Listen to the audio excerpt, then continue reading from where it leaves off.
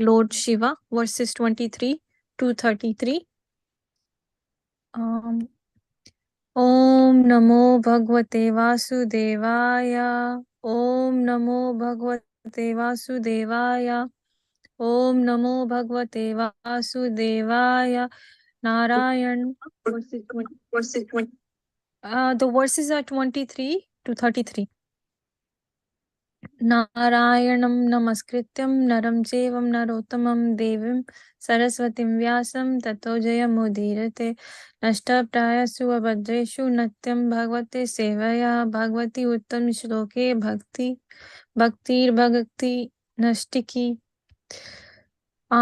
Starting from text 23, thus the demigods saw the wonderfully beautiful region known as Alaka in the forest known as Sandaki Dika, which means full of fragrance. The forest is known as Sandika because of its abundance of lotus flowers. Text 24. They also saw the two rivers named Nanda and Alaknanda. These two rivers are sanctified by the dust of the lotus feet of the Supreme Personality of Godhead, Govinda. Text 25. My dear Katasa, Sata, Vidur, and the chastile damsels come down to those rivers in their airplanes with their handsome husbands, and after sexual enjoyment, they enter the water and enjoy sprinkling their husbands with water. Text 26. After the damsels of the heavenly planets bathe in the water, it becomes yellowish and fragrance due to the kumkum from their bodies. Thus the elephants come to bathe there with their wives and she elephants, and they also drink the water although they are not thirsty. Text 27. The airplanes of the heavenly descendants are bedecked with pearls, gold, and many valuable jewels. The heavenly descendants are compared to clouds in the sky, decorated with occasional flashes of electric lightning. Text 28.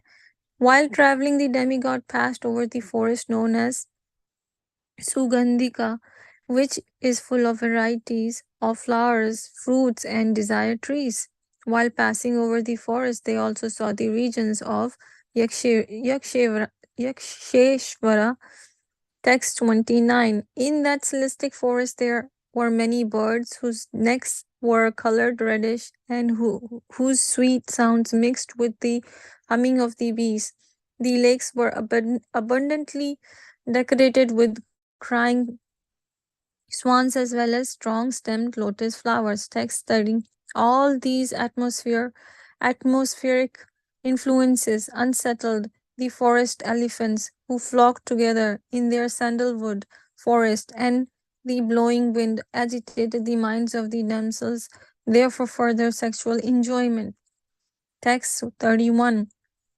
They also saw that the bathing ghats and their staircases were made of Veduriya money.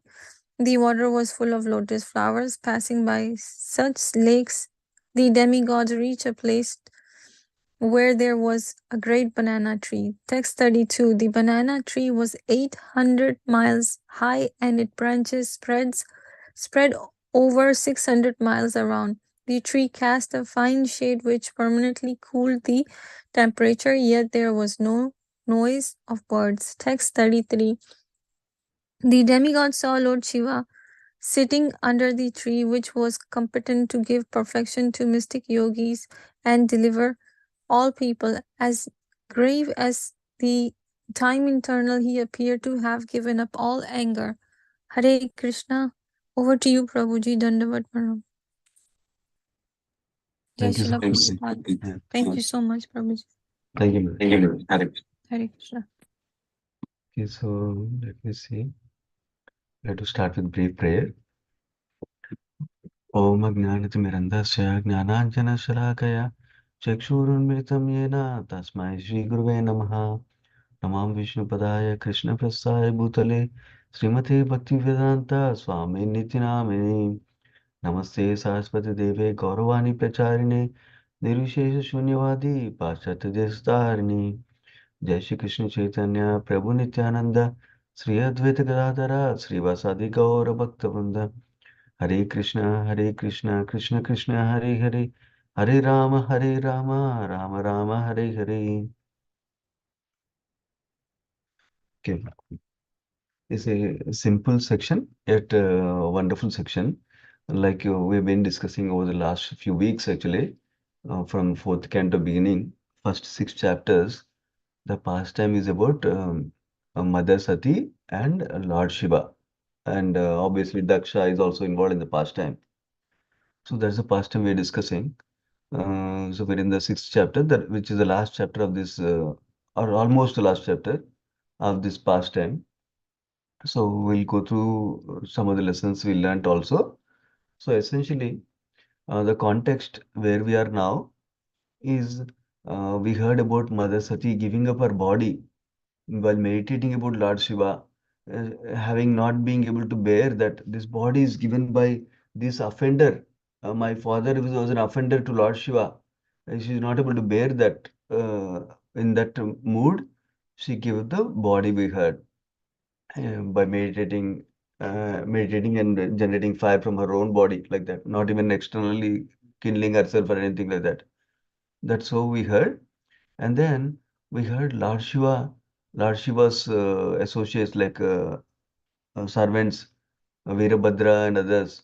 They caused great havoc at the sacrificial arena, and they killed even Daksha, we heard. So now, after that incident happened, in the beginning of this chapter, we heard how all those people who were assembled there at the Daksha sacrifice, they came to Lord Brahma for advice. Because having seen all this cursing and counter cursing, all this havoc happened, Daksha killed and all that, then they went to Lord Brahma for advice. What can we do like that? Which is a interesting and important principle that Srila Prabhupada highlights whenever the similar situation comes where demigods go to Lord Brahma. Basically, when we are perplexed, when we are confused, when we are in distress, instead of running away from devotees, we should take association of devotees and especially take guidance from our superiors. Because uh, many of you might know, actually, distressful situations of suffering in this world are uh, conducive for spiritual progress if we take the right guidance at that time, and if we take the right spiritual principles at that time and take shelter of the Supreme Lord at that time. In fact, many devotees have this realization that through the suffering circumstances, through the reversals in their life, when they took the guidance of devotees and they applied themselves to spirituality with more vigor, more rigor, more sincerity, more seriousness, actually, not only that they were able to go through that reversal situations in a calm and peaceful manner, but also they emerged from the situation with more spiritually enriched also. So that's the important principle also we can learn from the situation. So take guidance from the superiors when we are in difficult circumstances to see how we can handle and how we can continue doing devotion service, even that difficult circumstances also. For example, somebody has so much work, so much studies to do, but even in that circumstance, how we can incorporate our devotion service somehow or other. So we can take guidance from devotees to continue in that approach also. That way, we're not swayed away by one difficulty in our life like that. That's one lesson. So they went to Brahma, and Lord Brahma first told them that actually you did not understand Lord Shiva's position. You insulted him, you offended him. So by denying his share from the sacrifice and by not inviting him, so the best thing you can do, but Lord Shiva is very merciful. He can forgive you if if we go and please them, if you go and seek forgiveness for him, like that he mentioned. Not only give them advice what to do, he personally came with them to Lord Shiva. So now the scenario where we are in is the demigods. along with sages and Lord Brahma, they're all personally traveling to the place of Lord Shiva, where one of the abodes of Lord Shiva is Kailash mountain. So they're going to Kailash mountain, and while they're going to see Lord Shiva at Mount Kailash, they're seeing beautiful, beautiful material opulences around that place. That is this particular section we are in right now. So that is the context where demigods, along with Lord Brahma and sages, they are going to visit Lord Shiva to seek forgiveness from him. While going there, they are experiencing wonderful, wonderful material opulences on the Kailash planet. Let me share my screen so we will go through some verses from 23rd. So actually, the description started a few verses ago. Basically, first of all, the description started with describing how Kailash mountain is filled with so many jewels, minerals, so many flowers, fruits, different kinds of waterfalls, different kinds of sweet singing of the birds like peacocks, cuckoos, uh, and then there are also tall trees that appear to call sweet birds to come and live like that. And then uh, waterfall sound is very pleasing as the elephants are moving, is like Kailash mountain is moving like that. And wonderful, wonderful flower bearing trees are there with fragrant aromas. And then there was a is decorated with golden lotus flower, different kinds of trees, different kinds of fruit bearing trees also. Uh, like that, we and the different kinds of lotus flowers are there. Not just one kind, but many kinds of lotus flowers are there. Like and different kinds of animals are there, and many banyan trees are there. Like that we heard. So just the last verse before this, that we started hearing that the small lake called Alakananda, in which Mother Sati used to take her bath also. And that lake is specially auspicious, it seems. And then uh, all the demigods were struck with wonder at the great opulence to be found there. So that is what the demigods who are coming there are experiencing this opulence of Lord Shiva's abode like that. That is the where we ended at the last verse. Now going to the current verse now from today. Demigods saw the wonderfully beautiful region known as Alaka. So the forest name is Saugandhika, it seems. Saugandhika means full of fragrance. Why is it known like Saugandhika? Because it has lotus flowers have with that same name, Saugandhika. That's why it's giving full of fragrance. And in that forest, there is a specific region called Alaka, it seems. And the purport Prabhupada indicates that this is not the same Alaka that is the abode of Lord Kuvera. Of course, as we go into verses, we'll see how demigods are also seeing from a distance Kuvera's abode. But Prabhupada purport clarifies that Alaka, which is the abode of Kuvera, is different from this Alaka like that. And then in the 24th verse, we hear there are also two rivers called Nanda and Alakananda. They're very auspicious because they're sanctified by the dust of lotus feet of Supreme Lord. So how Ganges is sanctified, Ganges is considered very, very sacred because of emanation from the lotus feet of the Supreme Lord. Similarly, these two rivers somehow came in touch with Supreme Lord also, Supreme Lord's lotus feet also. That's why they are also auspicious is described.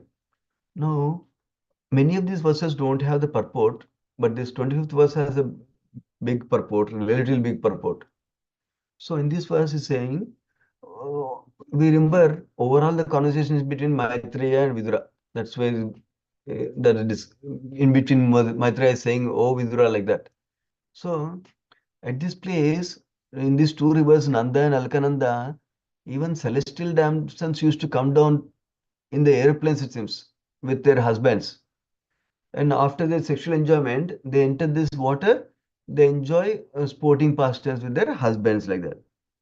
In this purport, Prabhupada mentions a few different points that are combining previous verse explanation and this verse explanation also. First point is mentions is the two rivers are sanctified because of the dust of lotus feet of the Supreme Lord. Number one.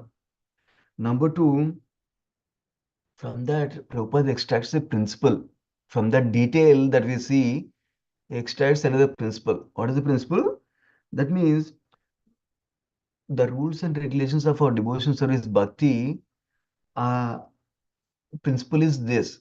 Whenever we engage something at the lotus feet of Supreme Lord, in worship of Supreme Lord lotus feet, then immediately that becomes purified from material contamination. Similarly, when we are engaged at the lotus feet of Supreme Lord in bhakti, then we are also purified of our material contamination. That is another point Prabhupada makes in the purport. Then Prabhupada goes to explain two Sanskrit words in the verse. One is Rati Karshitaha. That means even though the damsels of heavenly planets are enjoying sex life, but still after that activity, they're actually overcome with moroseness, it is described. So that means whatever enjoyment was they got in fulfilling their bodily demand with sex life was only temporary, and they were morose afterwards. That means they did not make them permanently happy. That's the highlight given by the from the verse from Maitreya Muni that Prabhupada is explaining for us. And that term Prabhupada expands in the purport is Tirthapada. Tirthapada means sanctified place. Tirtha means sanctified place. Pada means lotus feet of the Lord, he describes. So that means anything that is devoted, anyone that is devoted to the lotus feet of the Supreme Lord, then automatically they become sanctified. So that means that's why Lord's lotus feet is called Tirthapada. Other way to understand this is at the lotus feet of the Supreme Lord, there are pure devotees. Pure devotees have the power to sanctify even the holy places also. Because such great pure devotees who are sanctifying the holy places are Tirthas, are there at the lotus feet of the Supreme Lord. That's why it's also called as Tirthapada.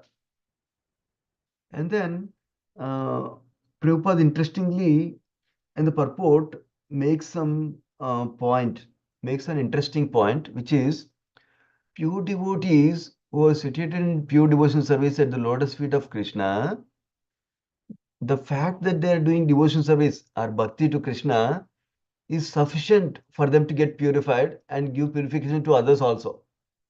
Meaning, they don't have to, such pure devotees don't have to endeavor to go here and there, this holy place, that holy place, this holy place, like that, to get purified themselves. In fact, when they go to that holy place, when they take bath in Ganges, they're actually taking away sins that are deposited by others in Ganges, like that we discussed in the other cantos of Srimad Bhagavatam. Especially in third canto, we discussed that point. So the point here is, when we are focused on pure devotion service, even by chance we don't have the opportunity, by chance we don't have facility to go to holy places regularly, still we can be assured by engaging at the lotus feet of Krishna, we are purified also similarly. That is one point. Second point is that if somebody is at the highest devotion, like pure devotion already, then they don't have to go to other places. They can, wherever they are, they're establishing the holy places, wherever they're residing, like that, because of their power of their devotion to Krishna. That's what Krishna sanctifies that place because of their power of devotion they have, like that. That's the other point. So now somebody should not take this as practicing devotees. We should not take this as, oh, I'm doing great devotion service. I don't need to go to any holy places. I'm already getting sanctified. So whenever we get an opportunity, of course, each of our life circumstances is different. But as we get an opportunity, as we aspire for an opportunity to go to holy places and hear from a saintly personality, we should utilize that opportunity also. Because we are not on the purest platform yet. We're practicing devotees. That's why um, going to holy places and gaining inspiration from saintly persons by hearing from them, especially not seeing the places, that's not the most important. hearing from saintly persons. That is most important. When we do that, then we can get a boost in our devotion service also. And when we go to the holy place, we engage in more devotion service, not get tired too much, but we engage in more chanting, more hearing at that time, then that helps us to grow in devotion service more and more like that. That's about our text number 25 long purport Prabhupada had. Rest of the verses in this section have very short purport.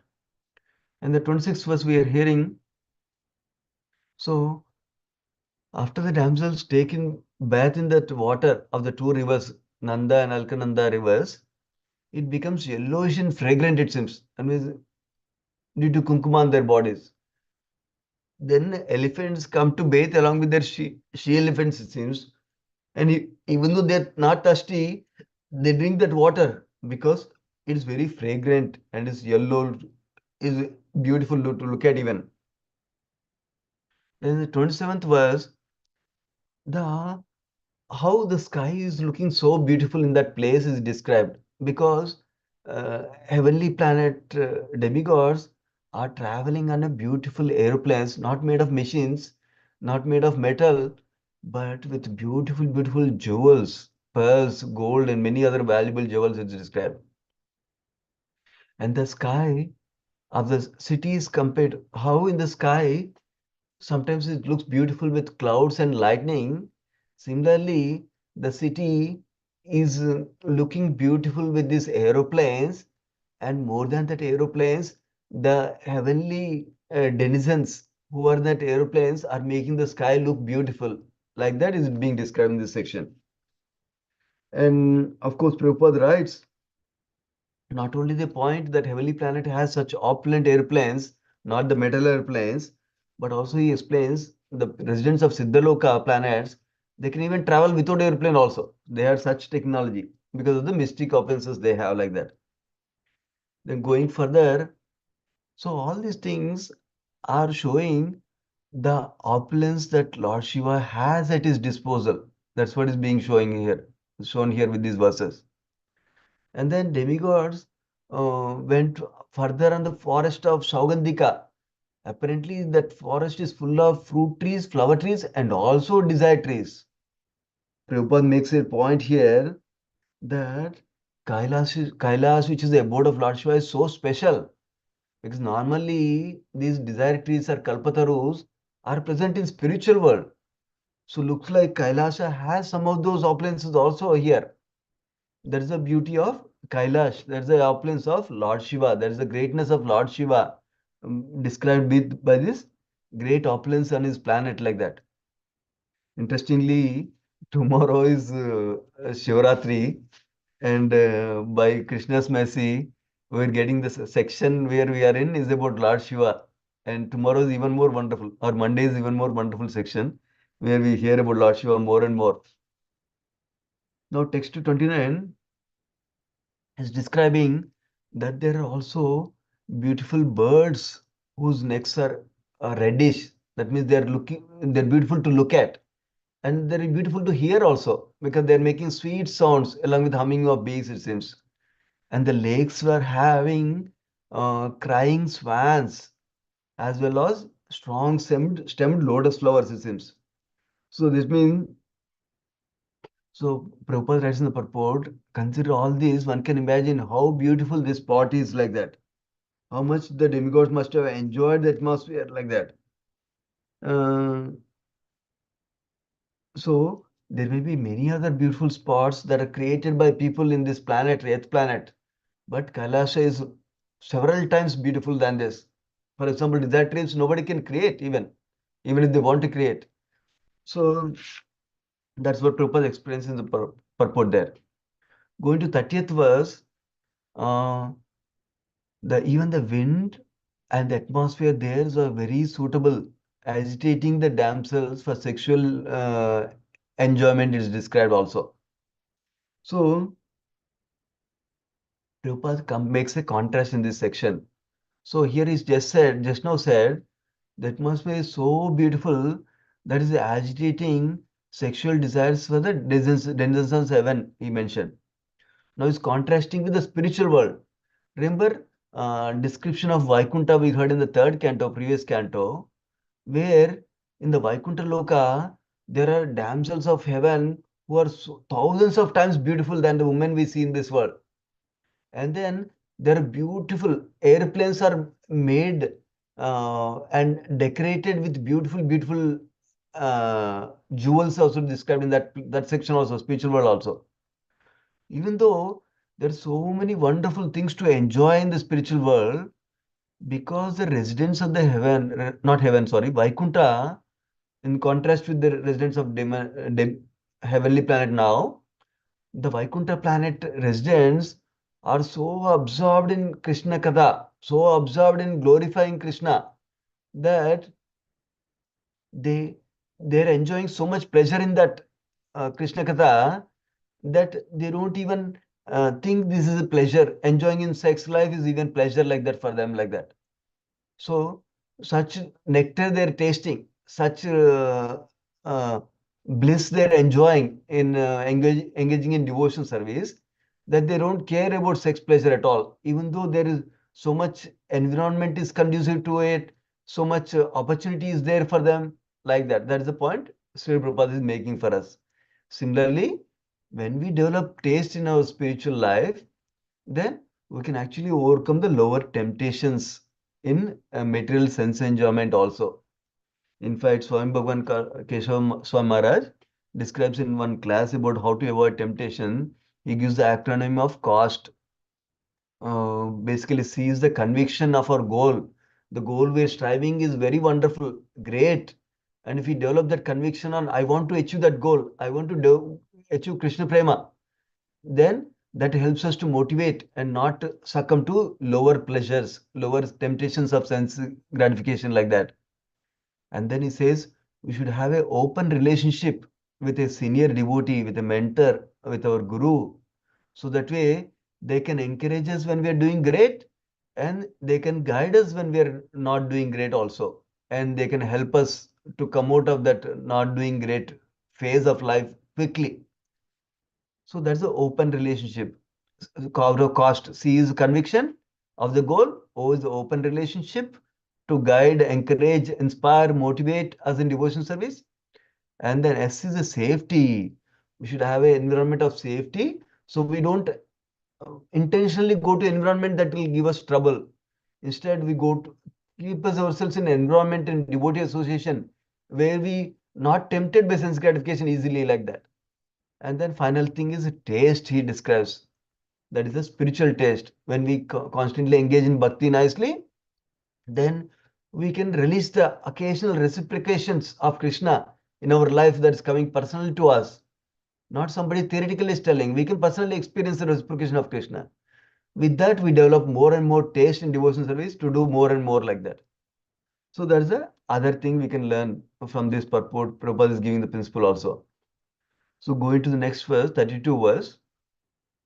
Okay, before that, they saw several bathing ghats made of Vaidurya money, it seems. Vaidurya is a wonderful jewel, that is a very costly jewel, it seems. And then water was full of lotus flowers. So all these beautiful things they're seeing. And finally, demigods to reach close to a place where Lord Shiva is there. They saw a great banyan tree is described. Of course, in the previous section, we heard there are many banyan trees. But one great banyan tree they saw now. And what did they see? In the next verse, they got that banyan tree was 800 miles high, it seems. So that means actually 100 yojanas is described in the verse. One yojana is like approximately 8 miles long. So it's very high, 800 miles high, that banyan tree, number one. Number two, the branches are spread so wide.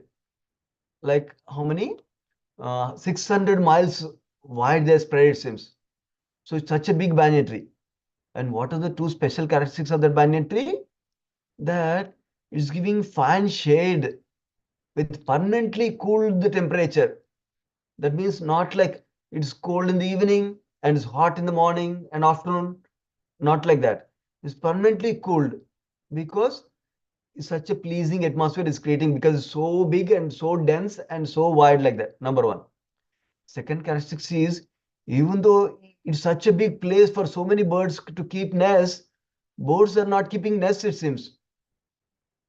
And because of there are no birds, there are no noise that is created by birds, especially in the early morning time and in evening time like that. That means that banyan tree is creating a comfortable environment without hot and without noises for yogis to do meditation there. That is the point being made here in the 33rd verse, 30, 32nd verse. Now going to the last verse for today, they got the darshan of Lord Shiva from a distance. They saw Lord Shiva sitting under that great banyan tree, which was competent to give perfection to mystic yogis and deliver all people. Uh, Lord Shiva was looking grave, but he was not angry. He gave up any anger. He didn't have any anger for Daksha, for his acts like that is described.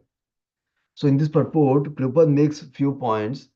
One of the important points Prabhupada makes is that there's a term Mahayoga, Mahayogamaye. So Prabhupada indicates they're actually bhaktas under the tree, and the yogis also are meditating on the supreme form of the supreme Lord Vishnu. That's what they're doing. They're not ordinary yogis. They're meditating in the personal form of the supreme Lord, like that is describing. And then such yogis are actually aspiring to go beyond the material life to the spiritual world, which is free of all kinds of suffering that we can experience in this age, like that is described. So that's the last verse for today. I will take few minutes to describe, because we're in the last chapter anyway, sixth chapter. I thought I will take few minutes to describe something from, oh, I didn't open that yet. Okay, let me do that. So, few minutes to describe something that Keshav Swami Maharaj describes in his book Bhagavata, where he's giving a summary of the entire Canto 1 to this chapter 1 to 6 pastimes, where oh, not here. What can we learn from this Sati pastime? I thought it's very valuable for us. I'll take few minutes only, not too much time. Let me see how to put it in full screen mode. Hopefully you can see this screen. Yeah, okay, good. So basically, when we, I'll mention one more point before this, that Narayani Mataji, who's one of the Prabhupada disciples, summarizes the entire fourth canto with almost 3 sentences. She says fourth canto describes how bhakti performed in mode of ignorance by Daksha, with the example of Daksha. Bhakti performed starting with mode of passion by Dhruva, and then bhakti performed starting with mode of goodness by Prithu Maharaj. Like that, she summarizes the whole fourth canto. Now, in the first section, we are looking at Lord Shiva and Mother Sati and the negative example of Daksha offending Lord Shiva. So from this, Swami Bhagavan Keshav Maharaj explains this nicely. For example, we are doing so many things to bhakti, to improve bhakti. We chant our rounds, we hear the holy name, we hear Srimad Bhagavatam, we read scriptures like Bhagavad Gita, we do deity worship, we go associate with devotees, we serve at the temple, we help others by engaging in Harinam Sankirtan, we engage in book distribution. We're doing so many wonderful things. But at the same time, that is increasing our spiritual credits. But we should be careful that we don't deplete that spiritual credit by uh, engaging in aparadas, offenses like that. So we deplete that spiritual credit by philosophical doubts, at the philosophical level by getting doubts. But the doubts can be cleared by the help of Shastra and Guru and Sadhu. Similarly, at the practical level, when we are inattentive in our devotional service, then also we are depleting our spiritual credits that we can get. Then our growth will be stopped. We'll be staying at one place all the time. We cannot grow in bhakti if you're not attentive in bhakti. Similarly, at a relationship level with other devotees, If we make offenses, that also depletes our spiritual credits. So now what kind of offenses we can make? We can make offenses to the Nama, holy name, offense to the Seva in services to the deity of the Lord, in serving Vaishnavas we might make offenses, or to the holy place also we can make offenses. And the Jen categorizes offenses can be at four different severe levels. One is the internal offenses, where I'm having negative thoughts about other devotees. Like Daksha got the negative thoughts about Lord Shiva, but he didn't stop there, he acted on it.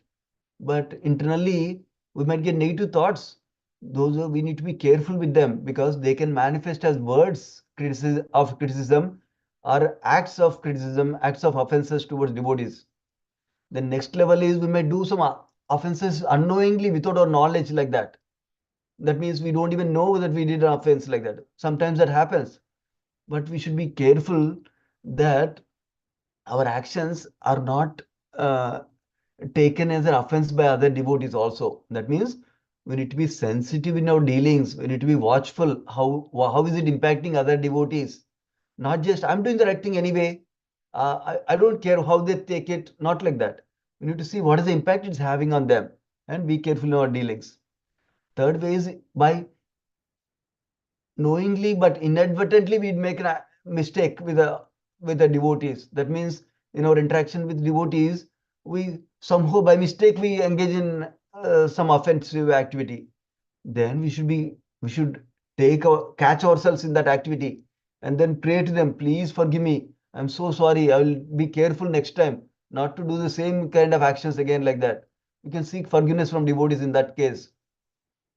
And then this the last thing is more severe and dangerous, where we're deliberately doing the offense. That's even more worse, where we're trying to hurt the Vaishnavas deliberately, intentionally. Let me cause this harm to them like that. So that's even more dangerous like that. In this case, these are the things we can learn from Daksha, how he did not catch himself to be careful with Vaishnavas like Lord Shiva, great Vaishnava like Lord Shiva. So in our relationship with Vaishnavas, if we need to be sensitive to their needs, their sensitivity to their feelings also. That way we act properly in Vaishnava relationships. If we don't do that, then we cannot focus on our whole name. We'll be thinking about them instead. That's not what we want to do. We want to think about Krishna, not somebody else. So we want to think about holy name, chant holy name nicely. That means we should have nice relationship with others, our family members and outside members also, outside devotees also. So for that, Swayam Bhagavan Keshav Maharaj gives these nice five principles, simple principles. One is the tolerance. That means when suddenly something happens, then we don't immediately react. We think, why they're doing like this? Pause and reflect and patiently handle the situation. Unlike Daksha, when he saw Lord Shiva did not get up to offer obeisances, he he took it immediately. Oh, why is he not offering obeisances? He's bad. I need to curse him like that. So we should be tolerant and not react immediately, but pause and reflect on it. Next is understand the whole circumstance. Why they're behaving like this in this particular circumstance? Maybe they have undergone, maybe they're in a certain stress right now in their life. Maybe they're troubled by this circumstance, this person right now in their life. That's why they're behaving like this. Otherwise, they're very nice to me. Why are they doing like this? So we should understand the circumstance around the events. That means in Daksha's pastime, he did not see, he only saw one angle that, oh, Lord Shiva is my son-in-law, he's supposed to respect me. He didn't see other angles we heard in the last chapter. The Lord Shiva is the greatest of Vaishnavas. Lord Shiva is the chief of the demigods. Lord Shiva is already meditating on Super Soul.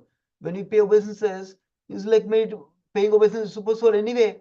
So he's already doing that even if he's not paying obeisance to me. He didn't see all that angles, only one angle. So we should see all the angles, try to see all the angles. Of course, that will improve as our bhakti will improve. Then he did not see, another thing is acceptance, that in the Kali Yuga and each of us are individuals and ourselves. So we should understand that each of us will have a different opinion, different way of approaching things, different thought process, different goals even in bhakti also. Someone wants to do Harinam Sankirtan every day. Someone wants to do book distribution every day. Someone wants to do deity worship every day. That is natural. And we need to accept the differences. When we accept the differences, then we know if somebody suddenly brings up something that is not aligning with us, then we don't go into bursting mode readily like that. And then next is importance. We need to see how much this is important to prove myself right. How much is it important that I need to win this argument? Is it important to keep my relationship or winning this argument? Is it important to both of us to grow in bhakti or just winning this argument? Like that, we need to consider. Then we see things lightly, not make it as big out of proportion. Like in this case, Daksha made one obeisance that Shiva didn't pay. He made it out of proportion and created such a big hangama. And the last one he describes is transcendence. How the real victory is beyond winning or proving ourselves right. Real victory is pleasing Krishna. In fact, in Uddhav Gita section that will come later on in Bhagavatam, in the 11th canto of Srimad Bhagavatam, Krishna describes go above seeing good and bad. Actually, seeing good is also a fault in itself. Seeing bad is also a fault in itself. Because we should go beyond that, serving Krishna like that he describes. So when we focused on serving Krishna like that, then we can ignore the small mistakes others do it also, and we take it in a light manner also. So that's the overall essence we can take from this pastime of Daksha, negative example of Daksha and Sati and Lord Shiva's pastime. So we can pause there. Srimad Bhagavatam ki jai, Srila Prabhupada ki jai. Let's offer obeisance to Vaishnavas. Vanchakalpatarubhyascha kripasindubhya eva cha patitanam pavanebhyo Vaishnavebhyo namo namaha. Thank you so much.